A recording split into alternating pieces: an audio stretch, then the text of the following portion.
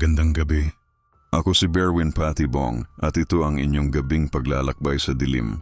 Sa mga kwentong hindi basta pinapaniwalaan pero paulit-ulit na nararanasan. Mga kwento ng kababalaghan, hiwaga at lagim. Ito ang Metro Manila Midnight ng Creepy Lasagna. Ang kwentong ito ay ipinadala sa atin ng isang taga-subaybay, si Mang Earl, 62 anyos, dating janitor mula Tondo. Isa siyang taong may bukas na third eye. Pero ironically, sobrang matatakutin. Sa kabila niyon, ayaw niyang manahimik kapag may nararamdaman siya. At ang mga kwento niya, hindi basta imbento. Sabi nga ng iba, pag si Mang Earl na ang nagsalita, parang ikaw na rin ang nandun sa mismong lugar. Handa ka na ba? Ito ang kanyang kwento tungkol sa isang lumang sinehan sa Recto. Ako po si Earl, medyo madaldal, pero hindi ako pala eksena. Mahigit 20 taon na akong janitor. Marami na akong napasukan, malls, ospital, paaralan. Pero ang hinding-hindi ko makakalimutan, yung sinehan sa Recto, matagal nang abandonado. Sabi ng iba dati raw sikat, pero ngayon, purgatorio ng mga ligaw na kaluluwa. Bata pa lang ako, bukas na third eye ko. May mga araw na ramdam ko lang, may mga gabi na kitang-kita ko talaga. Pero kahit ganun, hindi ako matapang. Mahina ang loob ko. Isang kaluskos lang nanginginig na ako. Pero bilang janitor, wala kang choice. Taong 2005, na-assign ako sa Recto. Giba ang kisame, basa ang sahig. Ang CR, amoy panis na dugo. Pero tahimik, walang istorbo. Walang tao. Sakto para sa isang tulad kong gustong magtrabaho ng walang abala. Hanggang isang gabi, alas 11. Last screening. Nasa pinakahuling hilera ako. Nakaluhod nag-aalis ng natuyong popcorn, tahimik. Walang katao-tao. Bigla, click! Click! Tunog ng projector. Napahinto ako. Dahan-dahan akong tumingin sa taas. Teka, hindi ba sira na yung projector booth? Wala ng power supply. Wala ng pelikula. Pero gumagana. Tumayo ako. Mabigat ang hakbang. Umakyat ako, dahan-dahan. Pagbukas ko ng pinto, parang may yumakap na yelong hangin sa buong katawan ko. Walang aircon doon, pero ang lamig, parang may humihinga sa batok ko. Sa dulo ng booth may anino. Babae, mahaba ang buhok. Ma'am, bulong ko. Hindi siya gumalaw. Hindi siya humarap. Pero bago ko pa siya matanong muli, bigla siyang naglaho. Hindi tumakbo. Hindi naglakad. Naglaho. Parang usok. Parang sininghot ng hangin. Mabilis akong bumaba. Gusto ko nang umalis. Pagdaan ko sa guard booth, napalingon ako sa CCTV monitor. May nakaupo sa huling hilera. Yung mismong linisin ko kanina. Wala yung kanina. Pero ngayon, tumingin siya sa camera. Diretso. Tumingin sa akin. Putsa. Nanigas ang batok ko. Pero hindi pa doon natapos. May isa pang footage. Yung camera sa harap ng sinehan. Kitang-kita akong nakatayo. Nakaharap sa screen. Sa likod ko, may nakaputing babae. Lamulutang. Walang paa. Dugwa ng dulo ng bestida. Napaatras ako.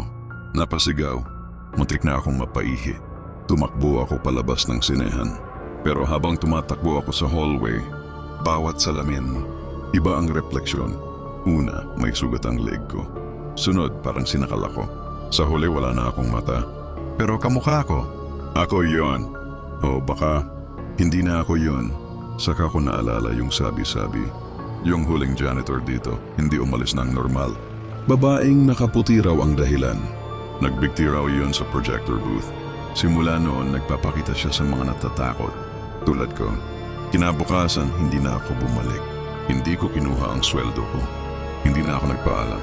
Sunod akong nagtrabaho sa isang eskwelahan sa Santa Ana, Catholic School. Akala ko tapos na ang bangungot. Pero mas malala pala doon.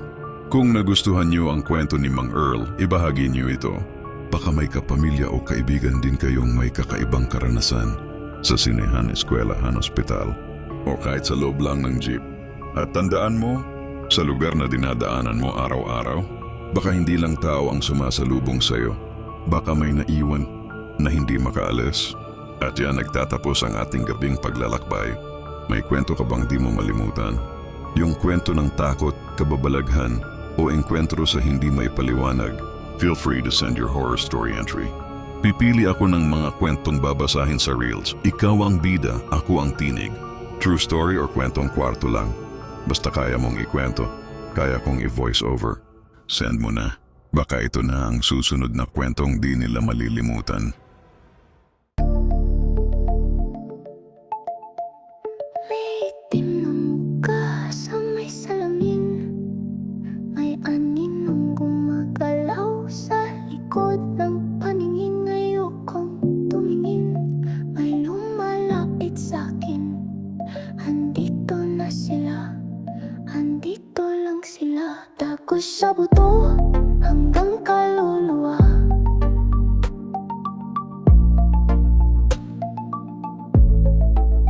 Tagos sa buto hanggang kaluluwa.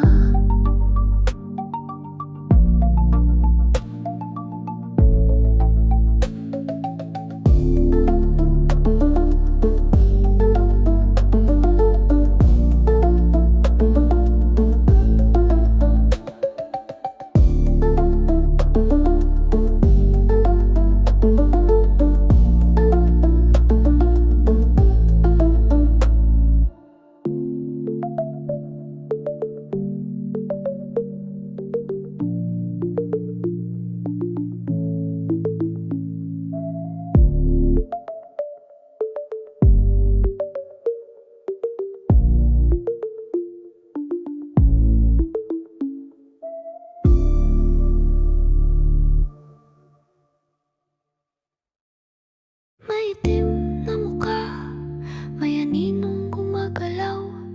Ayokong tumingin, walang sasagip sa'kin. Hindi makalangoy, ang takot ko'y taon ba?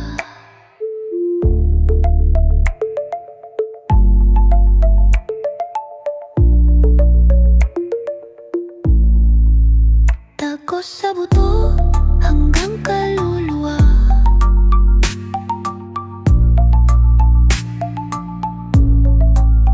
Tagos sa buto hanggang kaluluwa. Hanggang kaluluwa. Tagos sa buto hanggang kaluluwa.